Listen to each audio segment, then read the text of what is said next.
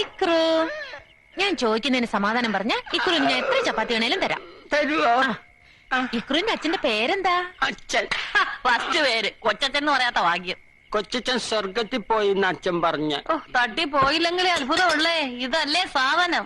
ഞാൻ ചോദിച്ചോണ്ട് അയ്യേ, ചീത്ത കുട്ടിയാവല്ലേ ഇങ്ങനെ. ഇക്രുവിന്റെ അമ്മയുടെ പേരെന്താ? മമ്മി.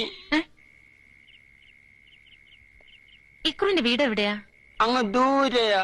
ദൂരെന്ന് വെച്ചാ? സന്ദീപിന്റെ വീടിന്റെ അപ്പുറത്ത്. സന്ദീപിന്റെ വീട് എവിടെയാ? ലവല്ലിയുടെ വീടിന്റെ ഇപ്പുറത്ത്. അവിടെ പശുമ്പ ഉണ്ടല്ലോ, കുത്തുന്ന പശുമ്പ. ആന്റി കണ്ടിട്ടുണ്ടോ?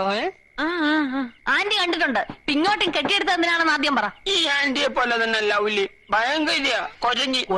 എന്റെ കട്ടറെടുത്തിട്ട് തന്നില്ല. അതൊക്കെ പോട്ടെ, ഇക്രു എന്തിനാ ഇങ്ങോട്ട് വന്നേ?